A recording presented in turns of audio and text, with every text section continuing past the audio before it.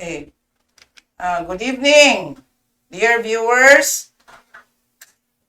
How are you today? May you are the best of everything as we face another night of study. My dear viewers, I am so happy once again to share with you the words of God, especially the topic that we have discussed last night regarding the dream of King Nebuchadnezzar, and also this dream was given to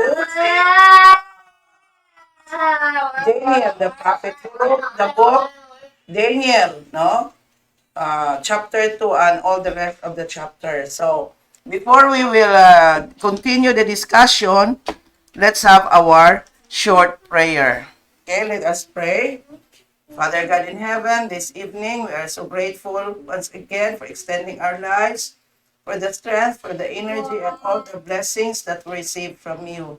May, O Lord, you will bless this program to reach more people in order that they will learn the truth and they will be encouraged to study your words.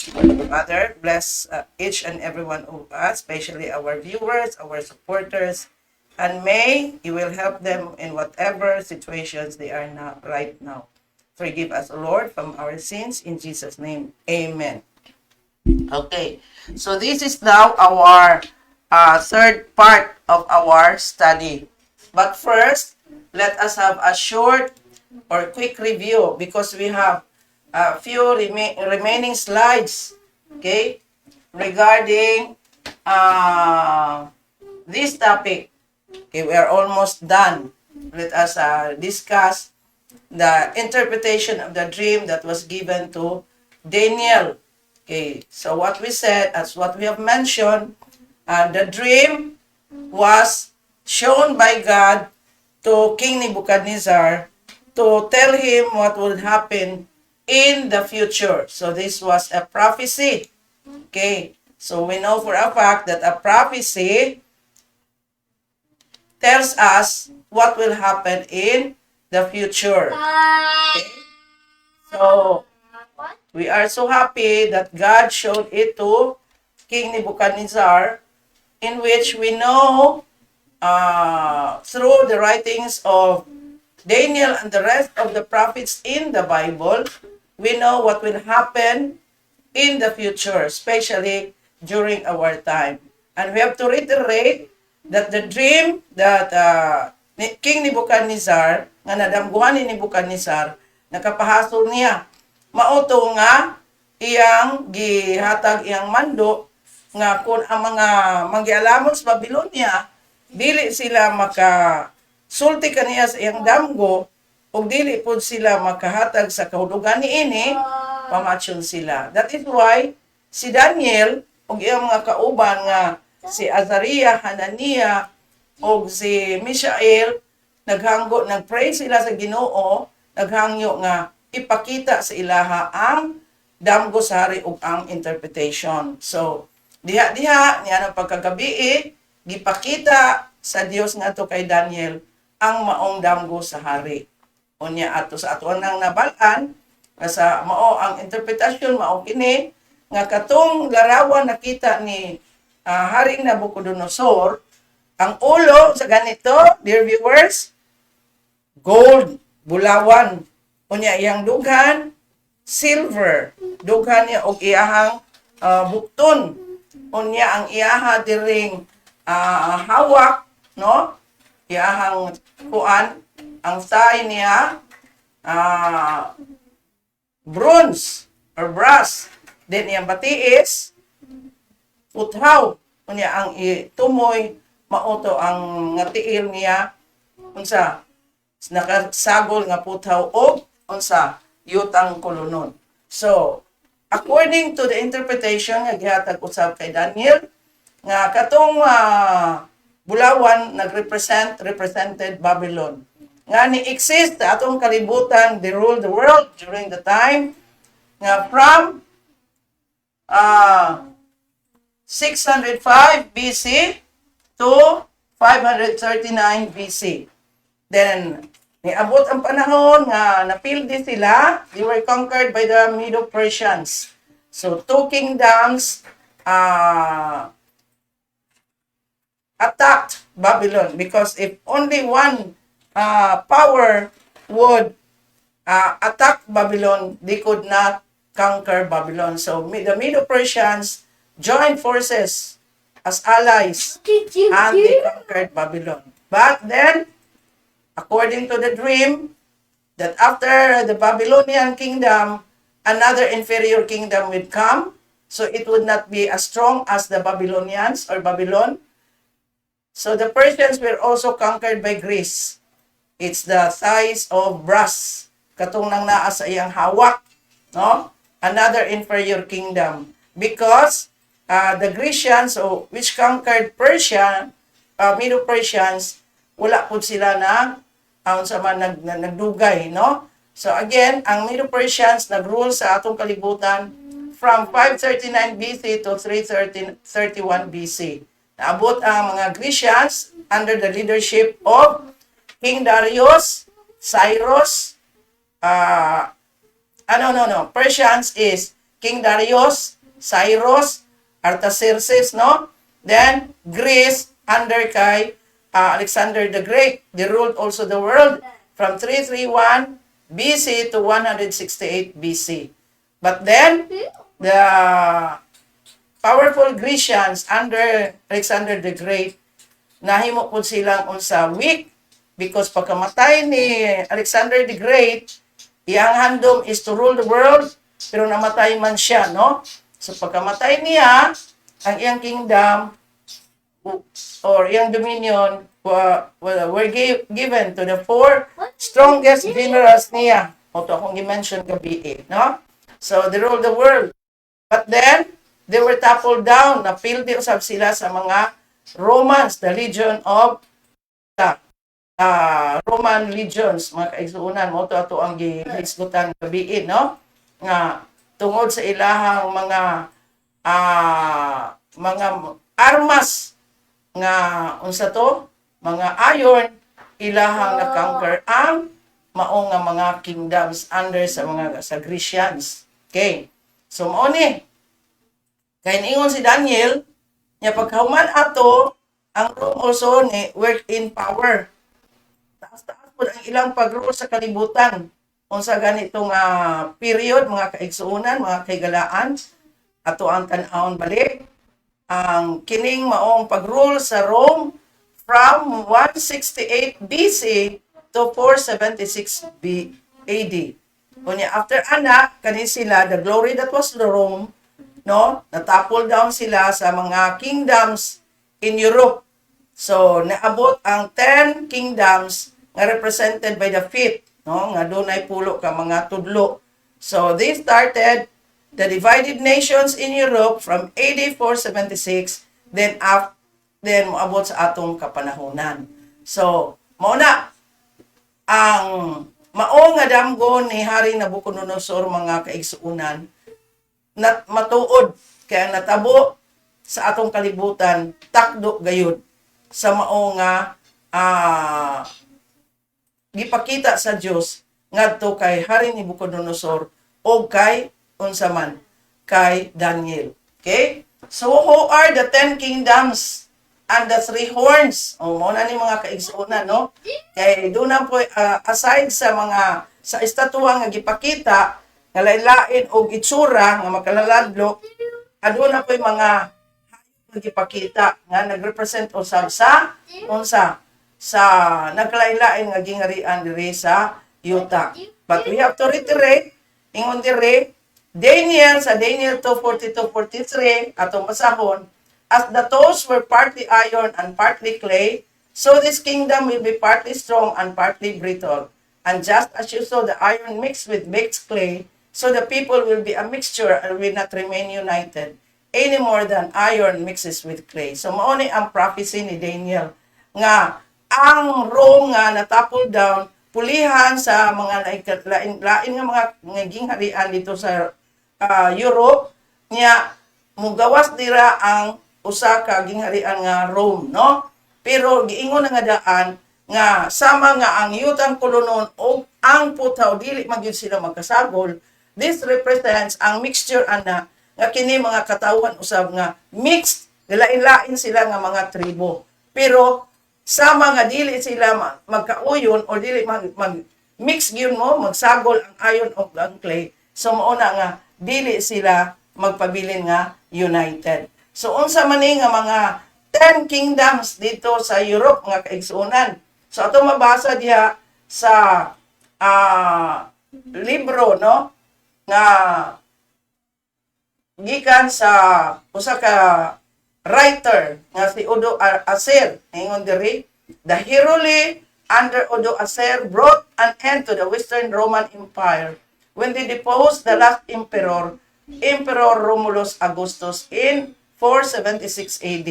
So sa akong giingon, nahimong gamhanan ang Rome, pero niabot ang panahon nga natapol down gyud sila mga kaigsuonan, no? Kay ngano katong mga kingharian nga ning pilde sa Roman Empire nga na-end atong 476 AD, kani sila mao Anglo-Saxons, no? Nga mga mao nga nag-represent sa England. Then Alemany or Germany, Franks, mao ni ang France, Lombards, Italy, Burgundians, Swiss, Suevi, Portugal, Visigoth, Spain, Heruli, no? Mao ni siya ang nangulo nga ilahang na pildi ang unsa ang Roman Empire sa panahon ni Emperor Romulus Augustus, then the Vandals, the Ostrogoths. Unfortunately, kaning Heruli mga kaigsuonan, mga Vandals or Ostrogoths, they were uprooted, no? So tulo ka klase sa gingharian nga na-uprooted yun sila, nawala sila mga kaigsuonan, no? So niingon diri sa verses 7 and 8, ingon diri, and the fourth beast had 10 horns. I considered the horns, and behold, there came up among them another little horn, before whom there were 3 of the first horns plucked up by the roots. Kung ano nakita ni Daniel nga dunay usa ka hayop nga yan nakita nga dunay pulo ka sungay. Unya sa diyang nagtan-aw siya, doon na pag yun ning gawas nga little horns, gamay nga sungay, no? Nga sa diin ang katong pulo ka sungay dunay tulo ni adto nga giibot or nawala, no? Sa history na siya mga kaigsuonan. Okay? So, unsa may nahitabo? Okay? So pag-end sa Roman Empire sa panahon ni Emperor Romulus Augustus, katong 10 kingdoms ako ang gisulti ganiya, Germany, England, France, Italy, Swiss, Portugal, Spain, ug katong 3 kingdoms nga nawala sa Europe, mao ni sila ang ningsulbong, no, dito sa Europa. Pero dunay little horn pod nga ning gawas mga kaigsuonan. So, ang pangutana, how close we are at the end of times? Kay giingon man nato diri nga ang katapusan, ang katong 10 kingdoms, moabot siya hangtod sa atong kapanahunan. From 476 AD. Okay? Balikan nato ang pizza o ang year, ingon diri, sa 476 AD until the present time. So, ato hinungdaman, nga katong estatuha, wala to siya ning dugay, gihapak to iyang tiil, o niya, nahimo siyang abo, o niya, gipadpad siya sa hangin. Niya, katong kamay nga bato, nga nahapak sa estatuha, we know, it represented the kingdom of God, nga iyahang i-establish this sa kalibutan, crushing all the earthly kingdoms. Okay? So, karon unsa naman ta ka-close ni ining gitagna ni Daniel sa pagtapos sa kalibutan. Sa ato pa, kanus aman ni matapos ang mga gingharian ining kalibutan na nga sa diin i-establish na ang gingharian sa Dios nga it will last forever. So there is atong study, atong hinumduman mo na ron, no? Babylon, dayon Medo-Persians, Greece, then Rome, then ang 10 kingdoms nga divided nga nagrepresent karon sa unsa mga countries in Europe. So we know for a fact mo na diraon ay araw dira we are here, meaning to say kanang 10 kingdoms nga anaa karon nga exist sa Europa nga mga lig-on, ang uban lig-on, ang uban dili. So mao na sila ang mga gingharian karon nga atong nakita nga kaigsuonan. Kay all the rest of the kingdoms from Babylon up to the Roman Empire nga natapos sa panahon ni Emperor Augustus, Romulus Augustus, na tapos na mga kaigsuonan. Okay? So, ingon diri sa Daniel 2:44-45, in the time of those kings, the God of heaven will set up a kingdom that will never be destroyed, nor it be left to another people. No? Unsa di ingon? Sa panahon ni atong mga hari, ang Dios sa langit magatukod sa usa ka gingharian nga dili na gyud magunob or maguba.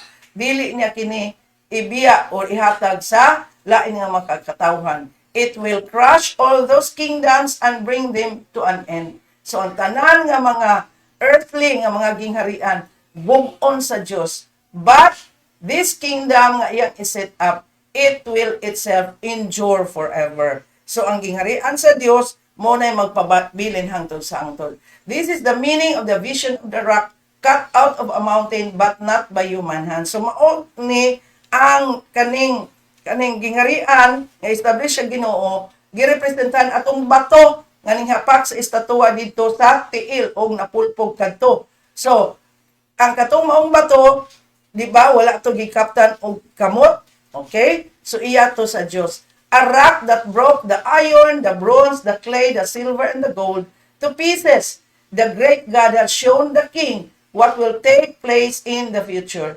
The dream is true and its interpretation is trustworthy. So mao ni ang giingon ni Daniel nga katong bato nga nagunob sa puthaw, sa bronze, sa yutang kolonon, sa pilak o sa bulawan, kani siya mao ang gingharian nga tukuron sa dako nga Dios nga mao ni ang mupuli sa kalibutan, no, sa umalabot. So niingon Daniel, mao kini ang matuod nga kahulugan og kani siya masaligan. Mga dear viewers, we are now living in a very solemn time. Okay? Time is running short. So, unsay ibot pasabot? Ang atong panahon lipot na lang. Madali na lang yun matapos. We know for a fact nga sa Europe karon, bisan diri sa Asia, naning kamot ang mga leader sa kalibutan nga magkahiusa sila. No? Di ba na ay European Union? In fact, just last year, ang England may gawas ni ana. Ning gawas niya sa mao nga organisasyon. Okay? Kay affected ang ilang ekonomiya. So, ang mga leader sa kalibutan, ma-Asia man, ma-Afrika, ma-Europa man, naghandom sila nga hiusahon ang tanang mga katawhan sa kalibutan. Kay sumala sa tagna ni Daniel, ang tiil, na mao ang 10 kingdoms, mga katawhan kani nga lain-lain nga mga lingway, lain-lain nga mga katawhan, magkinabuhi sila nga magkaiusa kuno apan dili gyud sila magpabilin nga united forever. Okay? So, they are trying to organize a one world government. Gikan pa ni sa una sa Babylonia. Si Hari Nabucodonosor og ang nagsunod niya nga mga hari sa Babylonia og sa panahon usab sa mga Medo-Persians, sa panahon sa mga Grecians or Greeks, sa mga panahon sa mga Romano. Okay? Sila nga mga gingharian sa kalibutan naghandom to have a one world government. Okay? Gusto nila nga dumalahan, dominahon, mahimo silang gamhanan sa usa ka klase sa panggobyerno nga diin ang tanang katawhan, lain-lain nga tribo, lain-lain nga sinultihan, lain-lain kultura, mahiusa. Okay? So, mao ni ilang attempt. That is why kanunay sila nga nagahimog mga organisasyon sa panaghiusa. Pero sumala sa prophecy, dili gayo, they will not remain united, mga kaigsuunan. No? So, sa karon na mga gingharian or mga governments sa Europa nga naghiusa sila. Pero ang example ni ana nga ning pahawa sa maong organization mo ang England mga kaigsunan. They cannot fight against the prophecy nga gihatag sa Ginoo in advance, centuries before sa atong kapanahunan mga kaigsunan. So, ang gisulat dira sa kasulatan, it is written and it will be fulfilled. So, nasulat na siya, so kana gayud siya matuman. Naanata sa tumoy, ni anata sa tiil sa maong pananawon nga nakita ni Daniel. We are now in the present times. Nakita nato ang attempt sa mga leader sa tibuok kalibutan nga maghiusa. But then, their plans to have a one world government, no? Dili kana siya mulungtad. Dili kana siya mulungtad. Kay ngano gitagna na gisulat na nga daan. But God's kingdom will be established, and that kingdom of Jesus Christ will be forever. Ngano kay ang mga gingharian sa kalibutan, no? Ang ilang handom kalibutanon. Unya, ang ilahang mga plano wala masanto sa plano sa Dios. Kay ang plano sa Dios nga ma-restore niya unya ang panahon nga sama sa panahon sa Eden. And nobody can do it except God alone. Nakita ninyo mga kaigsunan ang ato ang environment, ingon sila, climate change, mo ni issue. Kay nagkaguba na. Kasi naguba po sa atong kalibutan, kita na po nga mga tao, we are heading downward. O walay lain nga makasulban ni ana. Dili earthly power ang makasulban sa mga problema, kundi ang makasulban ni ana, the coming of Jesus Christ. His second coming. So, we should prepare, mga kaigsuunan. Kay naanata sa tumoy, kay abot at aganis tumoy, naababay sumpay, wala na. Ang sumpay ni ana, mao ang gingharian sa Dios nga atong ipaabot. That is why we are always praying, your kingdom come, thy will be done on earth as it is in heaven. So mauna ato ang ginahandom nga ang gingharian sa Dios maabot na o matuman ang iyang kabubuton. Dini sa yuta maingon sa langit mga kaigsuunan. So what a wonderful study. Sa wala pa ta ni exister sa kalibutan, gisulat na nga daan kini nga prophecy para sa pagpangandam kanato sa unsay mahitabo. So, bisag unsaon sa mga leaders nato, sa mga presidente, bisan pa sa organisasyon sa Europa o di sa Asia, di na ni masulbad ang ato ang sitwasyon mga kaigsuunan. Ang tao nagakaunsa naman, nagakahimo na silang dautan. Sobra na kadautan, no? Sama sa gisulat sa giingon ni Ginoong Hesus, sama sa adlawan ni Noe ang atong kapanahunan. Ang mga tao gainom, gapangasawa, gatukod og balay, no? Walay pakialam, no? Sa ilahang spiritual life. So, ug magpadayon kini mga kaigsuunan, unsay may tabo sa atong kalibutan, moabot gayud ang kalaglagan.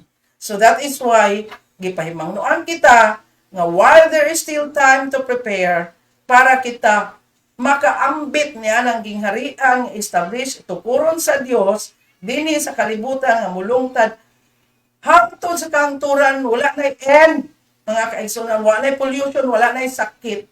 So let us prepare ourselves, and we should be thankful for the message nga gihatag sa atoa diha sa Daniel 2 o sa the rest of the Bible nga naghatag kanato guide sa pagkinabuhi nga Diyos nun o Kristohanon.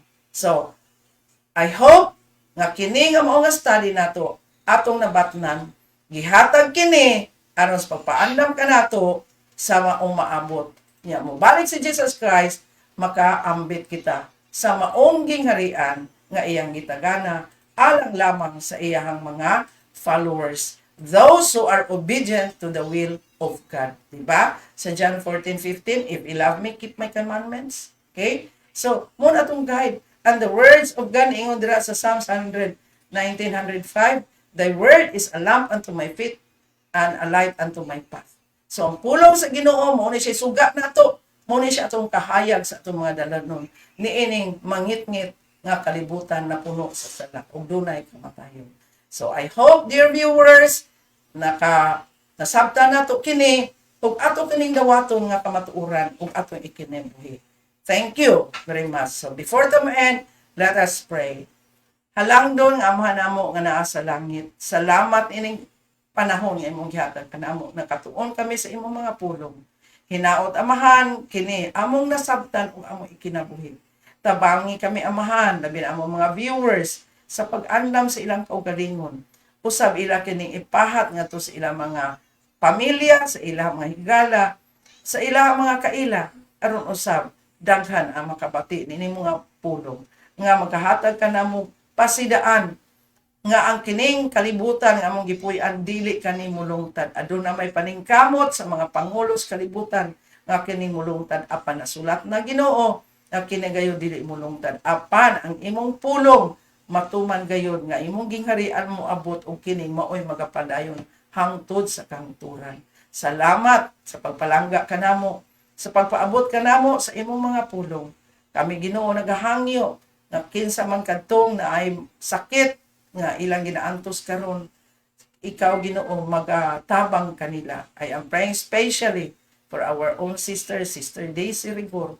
Nga unta Amahan, hikapon mo siya, tagaan mo siya kalipay.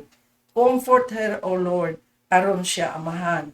Maumpawan manumbalik ang iyang kadasig, iyang mga kabalaka, iyang mga panghuna-huna, mabalik sa usa ka panghuna nga positibo o mag-aangkon siya kalipay kauban sa iyang mga kabataan. Salamat usab nga ikaw magapadayon pagpanalangin sa among mga supporters ni ini mao nga programa.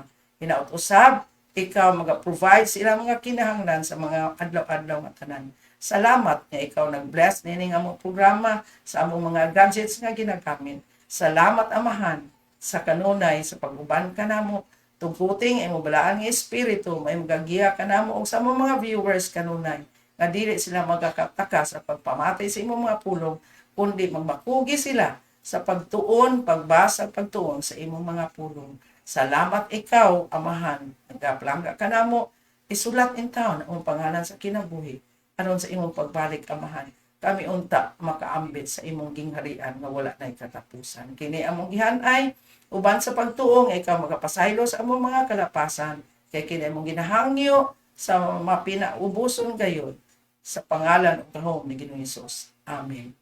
So thank you dear viewers sa inyong pakiguban kanamo nining kagabhion. Salamat sa kanunay nga pag-support niining maong buluhaton financially. Okay? Di na nako i-mention ang pangalan kaya nag-request jud siya nga dili nila i-mention ang pangalan. But I know who you are, no? So please continue sharing, liking this program. Karon aron dili lang kamo mo'y mahatagan sa panalangin kundi usab ang uban. Okay? See you again. Okay? So before ako matapos mga kaigsuunan, happy birthday di ay sa ako ang son-in-law, si Jenny Padayugdog o si Maribel Blanco. Na ni karon sila sa Cebu, hinaot nga mabatian nila no ang maong pag-greet nako kanila. The Lord will continue to bless them to be faithful to Him until the last breath of their lives. Thank you very much.